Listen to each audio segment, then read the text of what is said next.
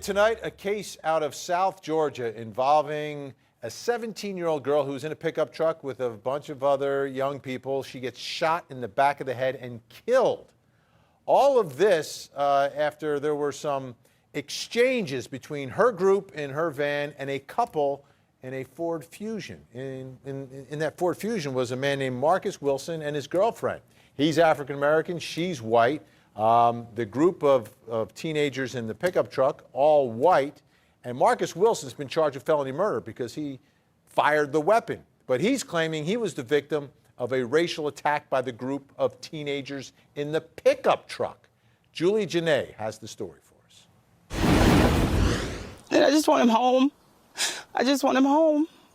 He doesn't deserve to be in there. 21-year-old William Marcus Wilson has been in a Georgia jail since mid-June.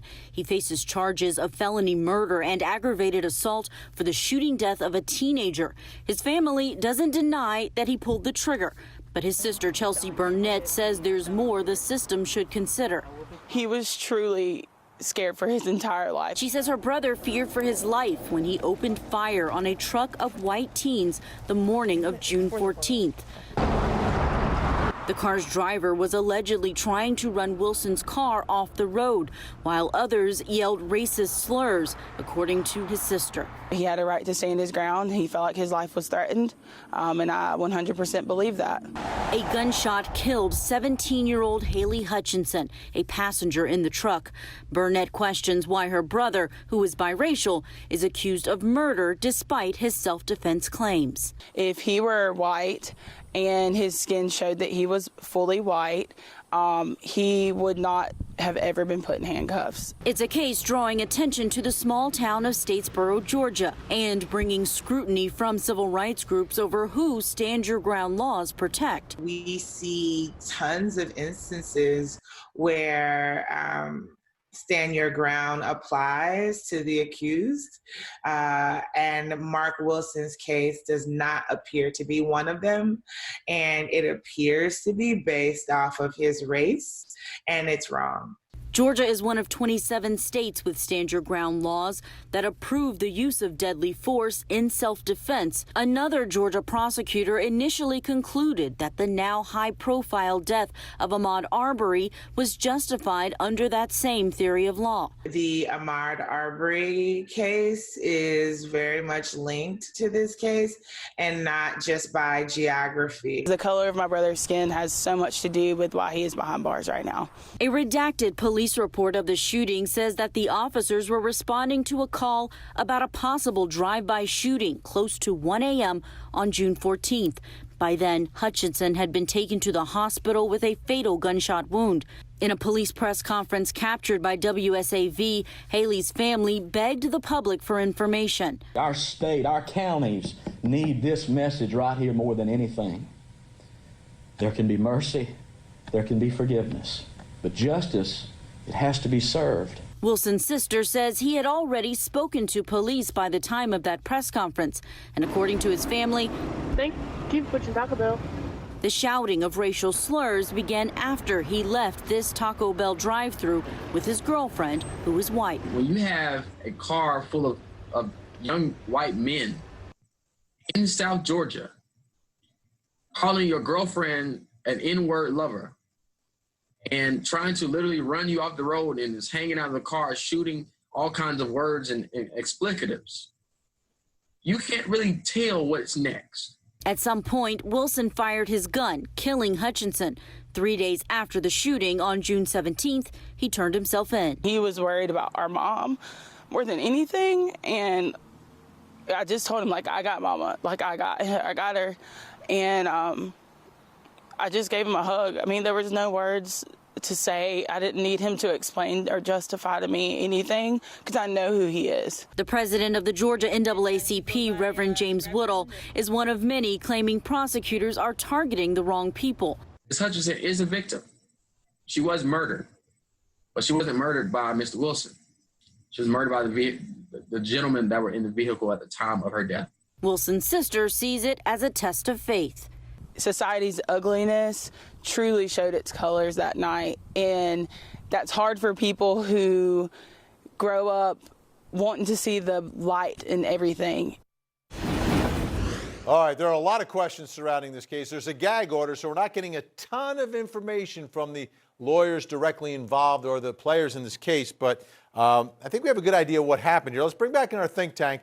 I want to talk about self-defense, stand your ground, and when it actually could potentially be a part of this case. Let's start here. Let's presume, okay? Again, there's a gag order. Let's presume there's a pickup truck full of kids who are yelling racial things, following someone down the road, screaming out the window. Jesse Law, are you allowed to shoot them? If they are threatening me, if they're threatening to force my car off No. the Your fact's not in evidence yet, Jesse Law. I'm taking it piece by piece. We'll get to that fact. Let's start with the fact. Windows open, screaming racial insults at the couple, following them down the highway, driving next to them, and windows open, screaming. You can't shoot them. Can't shoot them at that point. Okay. No, sticks and stones. Sticks and stones. David Fleck, let's take it to the next level. Windows open, they throw a can of beer.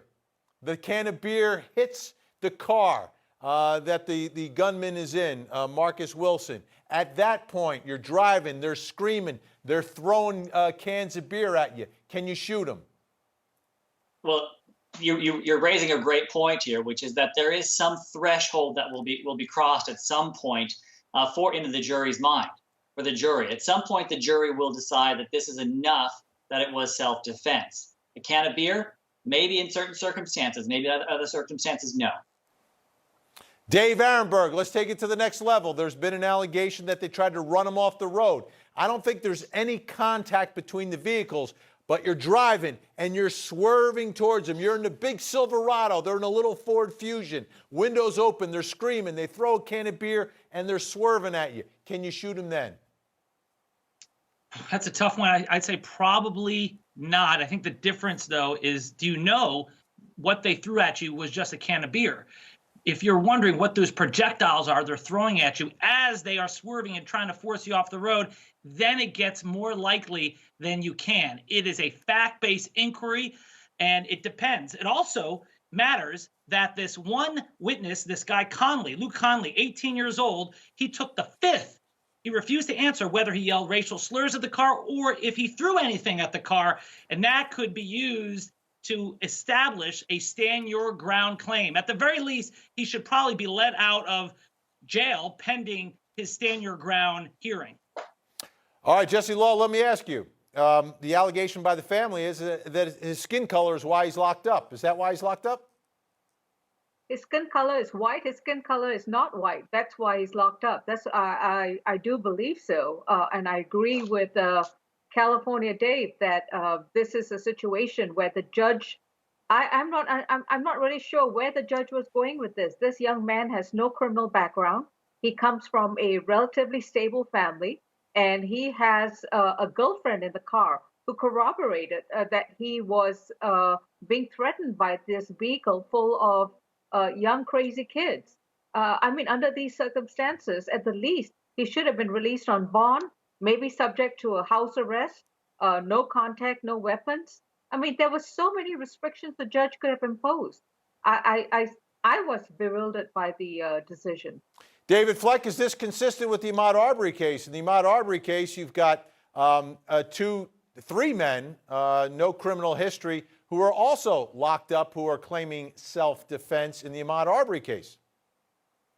Well, I'm going to agree with my colleague from Florida on this. Every case is fact-driven, and different judges, different people involved. I'm not ready to draw those comparisons. It's apples and oranges. But it may be. I mean, the answer is it might be or it might not be.